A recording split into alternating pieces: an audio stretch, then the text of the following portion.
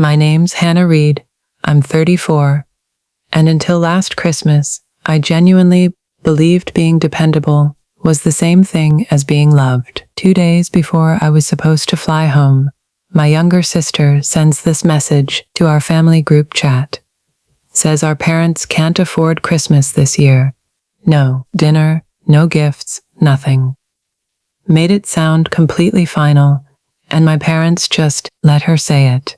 Didn't correct her at all. So I cancel my flight, eat the lost fare, tell them I understand. Christmas night, I'm sitting alone in my Portland apartment, eating reheated casserole, holiday music playing quietly off my laptop. And then this Instagram notification pops up. My sister's live. I almost ignore it. Something makes me tap it anyway. The video opens inside my parents' living room. Champagne glasses raised under actual professional lighting. Relatives, friends, people who told me they were staying home, all laughing next to a fully decorated tree.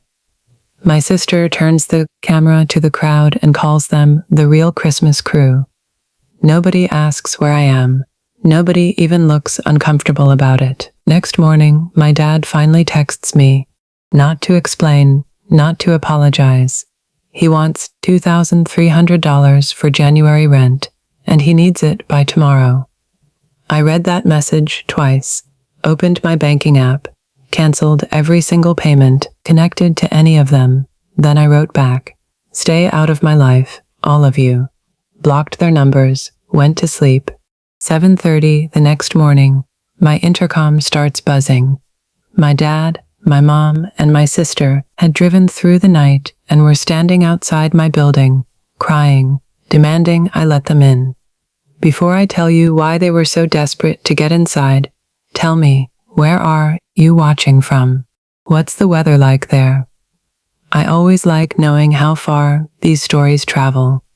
I didn't open the door, just stood there a few feet back, listening to the intercom buzz, while 3 people who'd completely ignored me on Christmas suddenly acted like reaching me was some kind of emergency. To get why they drove 7+ hours through the night, though, you kind of need the whole backstory.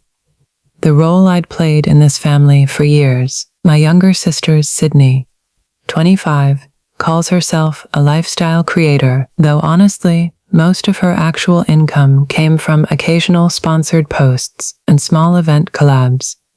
Online, she looks like she's living this polished life. Restaurants, designer bags, trips. In reality, she spent most of what she made just maintaining the appearance of being more successful than she actually was. Our dad, Gregory, sells RVs on commission. Some months are great, and he treats every good month like proof the next one's going to be even better. Our mom, Diane, works part-time in an elementary school office.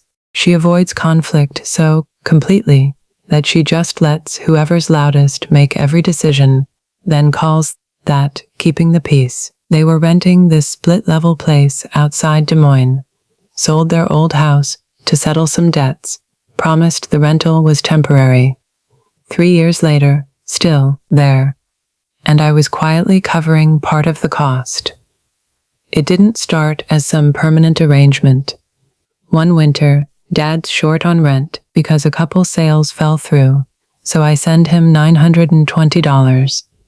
Few months later, Mom's got an insurance deductible she can't cover. Then the car needs work. Then the phone plan goes up. Every single request sounds temporary, always comes with a promise things will be better next month. Eventually, helping just became routine. I was paying $480 a month towards Sydney's car because she insisted she needed something impressive for meeting brands. Kept the family phone plan under my name. It was cheaper. Gave Mom a low-limit card for groceries and emergencies. Rule was simple. Food, medicine, or a genuine household problem. That's it. I never expected praise for any of it. I just figured, hey, I've got more stability. This is what a good daughter does. My work made it possible, honestly. I'm an independent cybersecurity compliance consultant.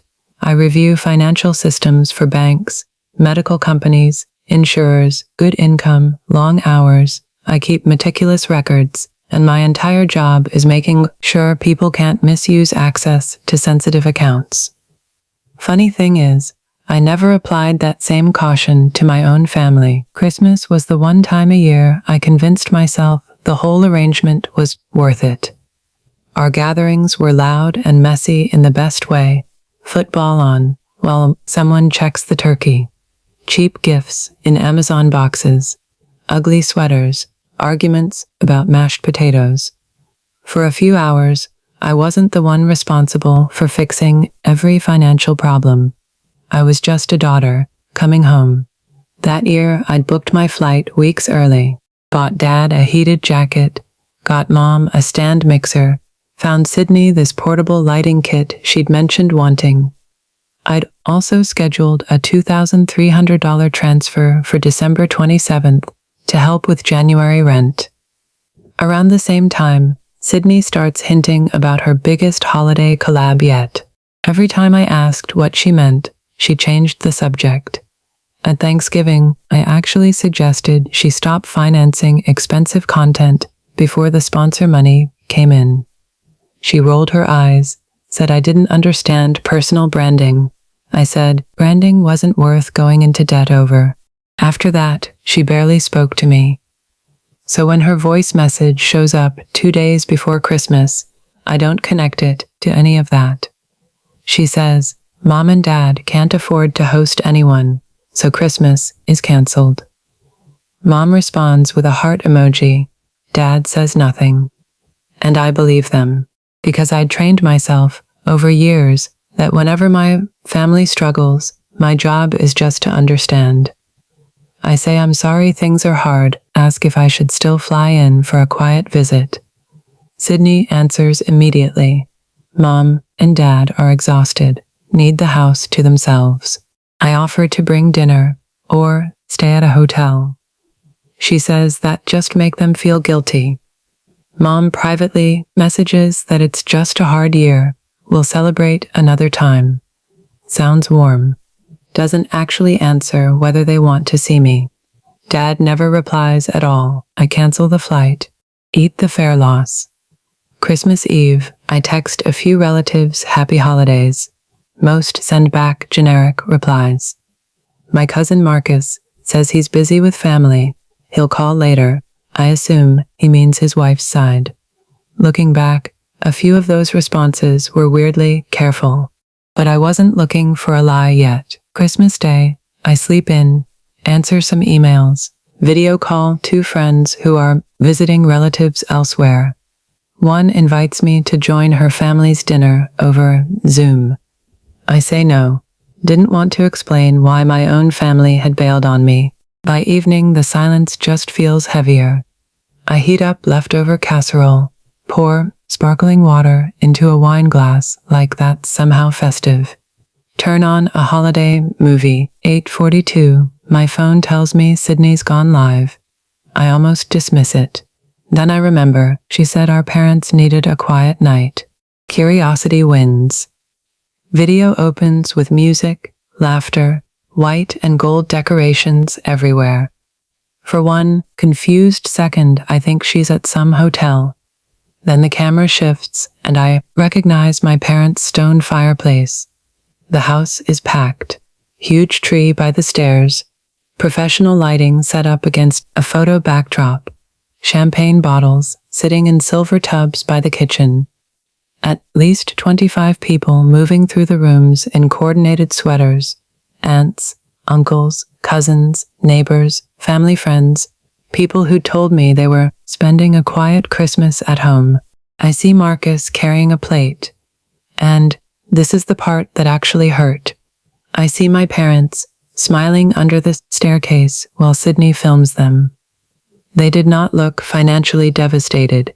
They looked delighted. Sydney raises her glass, announces the real Christmas crew has arrived.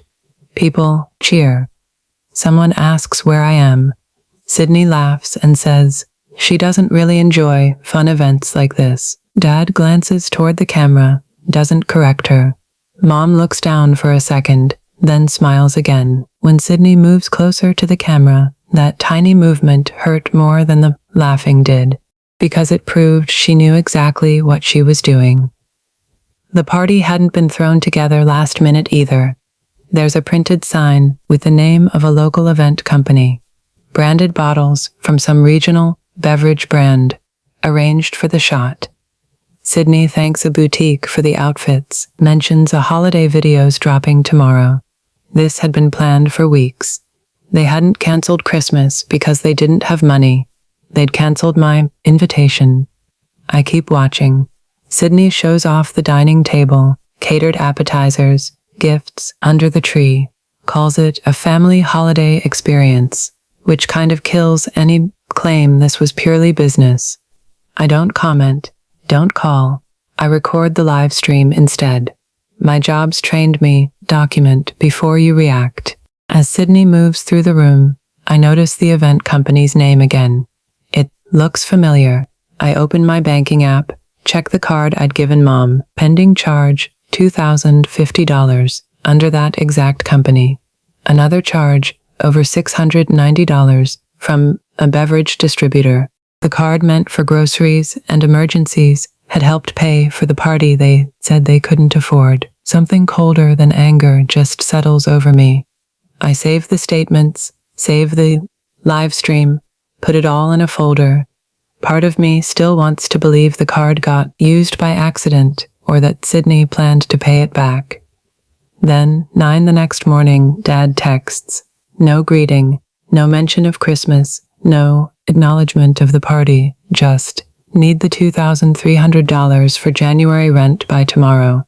Don't make us chase you for it. They'd used my money to exclude me, lied about it, celebrated publicly. And they still expected me to cover their rent. I opened the scheduled transfer, hit cancel. Canceling the rent transfer took about 2 seconds. Ending everything else took most of the evening. First, I reply to Dad. You canceled me, not Christmas. Stay out of my life. All of you. Then I block him. Mom. Sydney. I don't threaten anyone, don't post the live stream anywhere. I just remove my money and my access from lives where I'd apparently become a payment method. I lock the emergency card before another charge can hit it.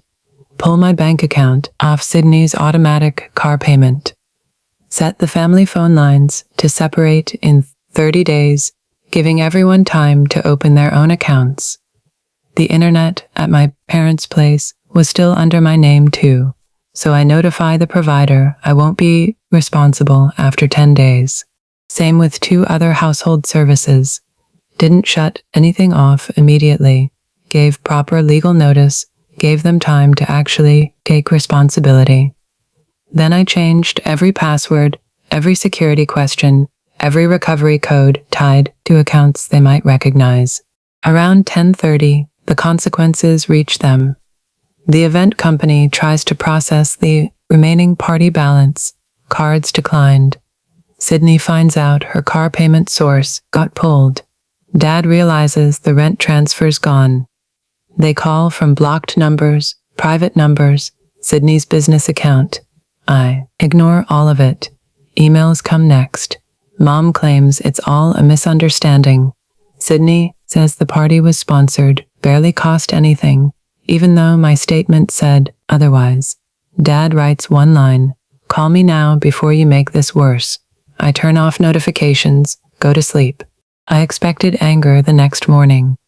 I did not expect them to actually drive to Portland. 7:30. Intercom buzzing so aggressively I thought it was an emergency. Dad's closest to the entrance. Mom's behind him, both hands over her face. Sydney's wearing the same coat from her Christmas stories, makeup smeared under her eyes. They'd left Iowa near midnight, driven all night. I answer without unlocking the door. Dad demands I let them in. I ask why they're there. He says I froze Mom's card, messed with Sydney's car, canceled the rent, money, created panic over one party. Talks like my own financial decisions were some kind of crime. Mom leans toward the speaker, says they love me, nobody meant to hurt me. Sydney cuts in, says the live stream was for work, that I would have complained about the cameras, made the sponsors uncomfortable. I ask why they said Christmas was cancelled instead of just telling me there was a business thing happening. Sydney says it's complicated. I ask why practically every relative showed up. She says they needed people in the background. I ask why she called them the real Christmas crew. She starts crying louder, accuses me of twisting her words. Dad tells me to stop interrogating her, just open the door. I stay still. Then I ask the one question none of them want to answer. If this was just a misunderstanding, why did all three of you know I was eating Christmas dinner alone? Silence on the intercom. Mom looks down. Sydney glances at Dad. And Dad just avoids the question completely and says, January rent was due soon. That answer told me everything. They hadn't driven through the night because they were ashamed or scared of losing me. They came because the money was gone. I tell them every voluntary payment has ended. Phone and internet will stay active just long enough to transfer over. Everything else, by email only. Dad hits the door with his palm, accuses me of punishing innocent people because my feelings got hurt. I said I was just letting 3 adults pay their own bills. He says family doesn't abandon family during hard times. I remind him family abandoned me on Christmas. He calls me cruel. I tell him cruelty is spending someone's money while planning a celebration that excludes her. Sydney starts recording on her phone, probably hoping I'll say something useful for content. I stop talking entirely. When they start buzzing other apartments, building security comes down. Guard tells them to leave. Dad argues until the guard threatens to call the police for trespassing. Finally, they get back in the car. Less than an hour later, Sydney posts a story about some unnamed relative using money to control the people who love her. Doesn't mention the cancelled Christmas message. Doesn't mention the live stream. Marcus reaches out. Doesn't mention the card charges. Says he just found out I'd been told the celebration was cancelled. Apologizes for assuming I'd just chosen not to come. Then he writes, Sydney planned this weeks ago. You need to see the group chat. He sends me 17 screenshots from a private group Sydney had created back in early December. My parents were in it. A few cousins, 2 aunts, people helping with the event. Sydney describes the party as both a family Christmas and a holiday content opportunity. Tells everyone to wear neutral colors, arrive before 7, don't post publicly before her live stream. A week in, someone asks if I'm flying home. Sydney answers that I won't be invited because I always question her spending and I'd ruin the energy. Mom replies that excluding me seems harsh. Dad writes that I'll get over it because I always do. That sentence just sat there on my screen. It proved hurting me wasn't an accident. They'd discussed it, predicted exactly how I'd react, decided my forgiveness was basically guaranteed. Another screenshot shows Sydney asking whether she can use Mom's emergency card to secure the event company, promising to pay it back once her sponsor money comes through. Dad replies that it should be fine, since I was already sending the January rent anyway. They talked about my bank account like it was a bridge, connecting the life Sydney wanted to display and money that wasn't actually hers. Marcus apologizes over and over. Sydney had told everyone I was too busy, that I'd agreed to skip the holiday. He believed her because I travel a lot for work and do sometimes miss things.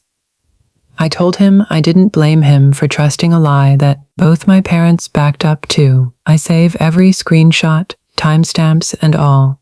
Add them to the card statements, Dad's text demand, the live stream recording. Somehow having it all organized made me calmer. I wasn't wondering anymore if I'd misunderstood something. The truth was just laid out in front of me. Sydney responds to my silence by ramping up her public campaign. posts quotes about financial abuse and controlling relatives, films a video about people who only offer help so they can pull it away later when they don't get enough attention. Her followers have no idea she means me. Our relatives do, though. Mom emails saying Sydney's under a lot of pressure, made one bad decision, please don't destroy your sister's future over a misunderstanding. Dad accuses me of being overly sensitive since childhood. Says they excluded me because Sydney needed one event without criticism. Still doesn't acknowledge the lie or the card at all. Instead writes that success has made me arrogant and a truly generous person wouldn't keep records of what she gives. I keep records because I work in compliance, but keeping records was never the betrayal here. Spending someone else's money while hiding the truth was. 2 days later, my Aunt Linda calls from a number I don't recognize. Says my parents are exhausted, Sydney's humiliated, and I'm damaging the family because I can't forgive one missed dinner. I ask if she knows I was told the celebration was cancelled entirely. She says Sydney claimed I'd declined the invitation. I ask if she knows my emergency card paid thousands toward that party. She goes quiet. I ask if she knows Dad demanded rent money the very next morning. She admits she didn't. I send her 3 screenshots, including Dad's line about me getting over it. She calls back an hour later, sounding completely different. Apologizes for judging me without asking what actually happened. Also confirms Sydney had described herself as the one financing the whole event while thanking guests. I set up a meeting with Sarah Coleman, an attorney who'd helped me on a contract dispute before. I wasn't trying to sue my family for every dollar I'd ever voluntarily given them. I just wanted my accounts secured and wanted to know if the card charges had crossed any actual legal line. Sarah reviews the card agreement, my written explanation of what it was permitted for, the screenshots showing Sydney's intent. She tells me I have every right to stop voluntary support, but I should separate those payments from the unauthorized charges specifically. Recommends a formal demand for repayment on just the event costs. Not as revenge, she says, but to establish the card was never an unlimited family account. Once everything settled, the party total came out to $3,980. Photo wall, lighting, furniture, setup, champagne, promo supplies, all financed through an emergency card to fake a celebration my parents supposedly couldn't afford. Meanwhile, the actual consequences start rolling in. Sydney misses the final payment deadline with the event company. Instead of handling it privately, she accuses them online of exploiting a small creator. The owner responds with records showing Sydney approved every charge herself. A sponsor sees the whole dispute, suspends an upcoming campaign. Sydney's car lender tells her the next Damian the whore payment needs a new source immediately. My parents open separate phone and internet accounts, discover the real monthly cost is way higher than what I'd been covering. None of this happened because I attacked anyone. It happened because the bills had always existed. I just wasn't standing between the bills and the people actually responsible for them anymore. I was planning to handle the rest from Portland until I remembered some important stuff was still at my parents' house. Birth certificate, tax records, family, photos, my grandmother's old wooden recipe box, all sitting in the guest room. I didn't want any of it used as leverage. I email that I'll be there Saturday afternoon to collect my things, and that Marcus is coming with me. Dad replies that I'm acting like a stranger. I tell him strangers usually get more honesty than I did. The drive out gave me way too much time to reconsider. Part of me hoped seeing them in person might produce something real. Another part of me knew that hope was exactly the weakness they'd been relying on for years. Marcus meets me outside Des Moines, follows me to the house. Wanted a witness, not because I was expecting danger, just because I didn't trust the room anymore. The Christmas lights are still up on the roof, half of them burnt out. The party backdrops folded up against the garage wall, boxes blocking part of the driveway. The house that looked so flawless online now just looks tired.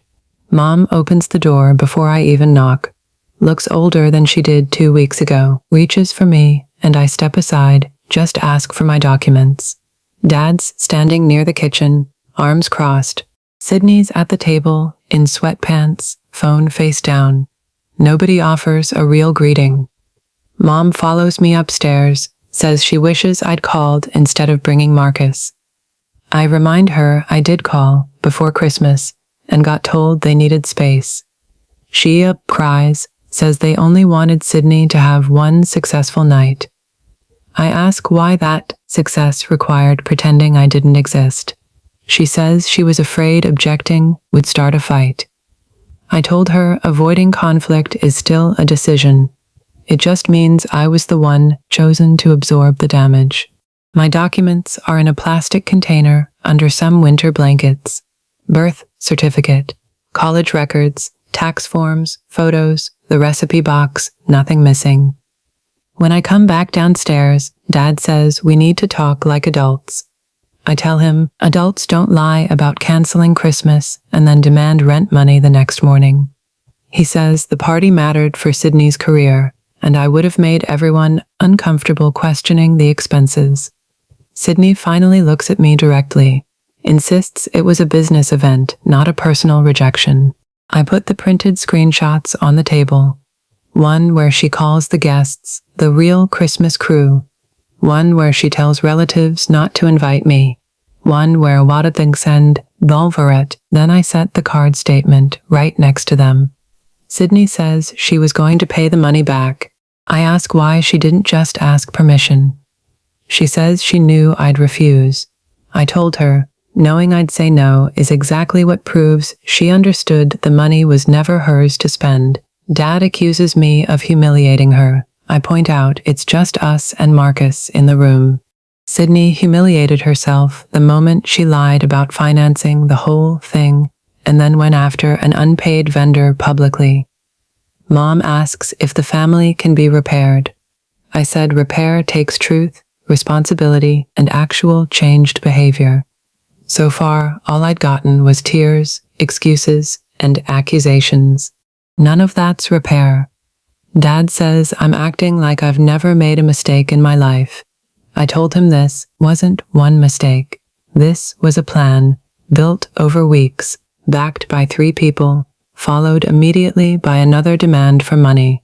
Before I leave, I look around that kitchen where all our holidays happened. I used to associate that room with belonging. Now I understood. I was welcome exactly as long as I showed up with gifts, paid a bill, or solved a problem. The second my presence threatened Sydney's story, I became disposable. I pick up my container. I'm not taking your home, your car, or your future, I said. I'm only taking my name off the bills you chose to create. Sydney asks if I want them to suffer. I said I want them to become responsible for their own lives. Back in Portland, I go through 5 years of transfers, payments, invoices, statements. I'd paid $20,000 toward rent shortfalls, $11,000 toward Sydney's car, $7,900 toward medical expenses, $6,100 toward phones and internet, $7,700 toward groceries, repairs, emergencies. Total came to $52,700. That's not even counting gifts, meals, holiday expenses. I put together a report, mailed it certified to each of them, wrote that I wasn't requesting repayment of the $52,700 since those were voluntary. Just wanted the PNHAMIO number in front of them so nobody could pretend my support had been small or occasional. All future financial assistance done permanently. Sarah's formal demand required Sydney to repay the $3,980 from the party. Any future contact would only be considered if it came with full responsibility, no, blaming me for the fallout. The letters land 3 days later. For almost 2 weeks, nothing. Then Sydney transfers the first payment through Sarah's office, sold a camera lens and 2 designer bags to cover it. Her suspended campaign gets cancelled outright after the company reviews her public dispute with the vendor. Can't manage the car payment anymore, so she returns the leased SUV, buys an older car with a friend's help. My parents stay in the rental until the lease runs out, then move into a smaller townhouse, sell a second TV, some outdoor furniture, decorative stuff they don't actually need. Their lives didn't collapse. They just adjusted to an income they'd been avoiding, living within for years. I hadn't destroyed them. I just stopped protecting them from the math of their own choices. The last letter comes from Mom. She writes, "We thought you would always forgive us because you always had." Honestly, most honest sentence any of them ever gave me. It confirmed exactly what I'd suspected. They'd mistaken my forgiveness for permission. The first few months without my family were quieter than I expected. At first, honestly, the silence felt unnatural. I was so used to waking up to requests, reminders, carefully worded emergencies. Dad needed help by Friday. Mom found some unexpected charge.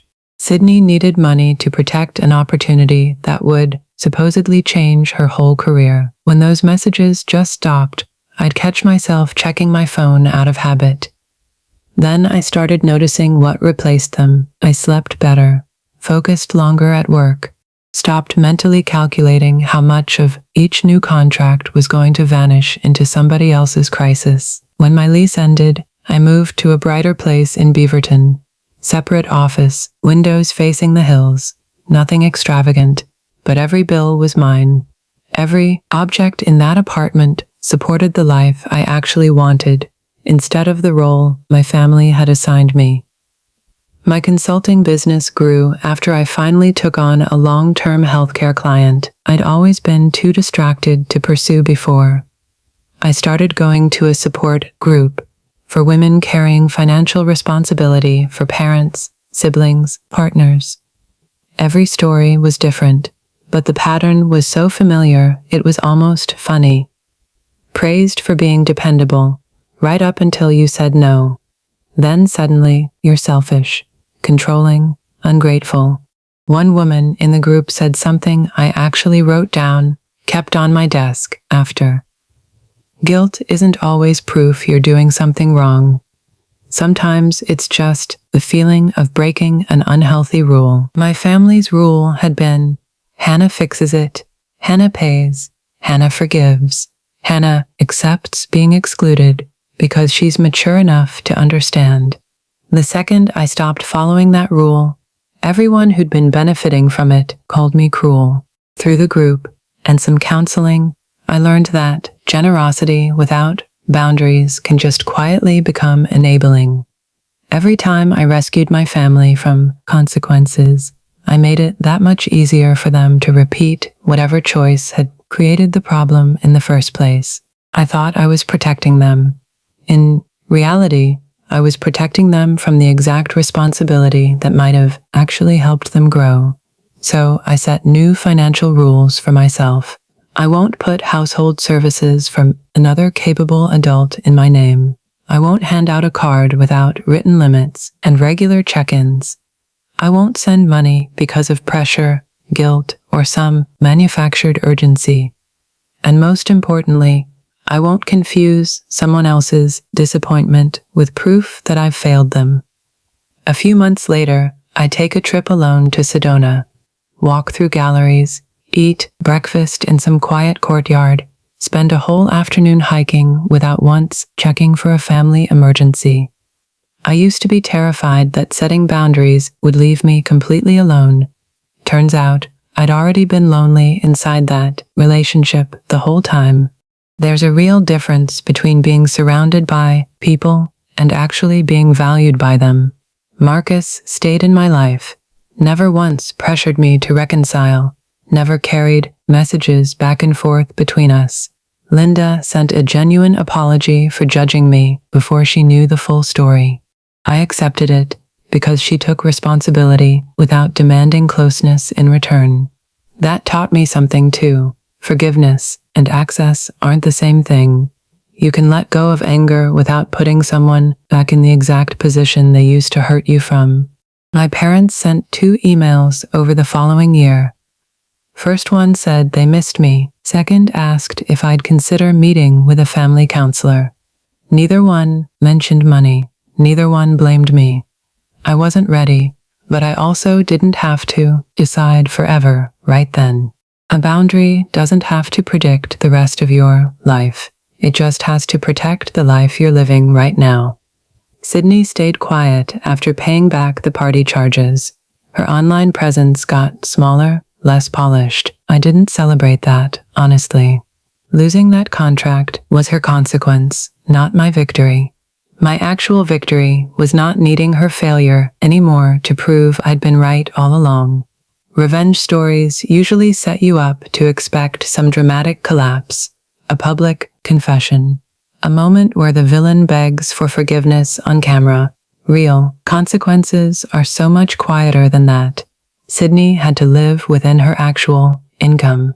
My parents had to build a budget without my money propping it up, and I had to face the truth that love only offered in exchange for usefulness was never really love at all. Each of us confronted something we'd all been avoiding for years. The lesson, if there is one, is pretty simple. Helping family should be based on honesty, transparency, mutual respect. Financial support should never be the price of affection. And family affection should never be leveraged to demand money. A real boundary isn't a weapon. It's just a clear statement about what you're no longer willing to fund, hide, or accept. It replaces resentment with responsibility, and it protects everyone, not just you. I didn't ruin my family when I canceled those payments. I just stopped paying them to pretend I still belonged there. Real family doesn't erase you from the table and only remember your name when rent's due. Sometimes the most loving thing you can do is stop rescuing people from the consequences that might finally teach them how to stand on their own. So, have you ever had to set a financial boundary with someone you loved? Did they actually respect who you were, or did they just miss what you gave them?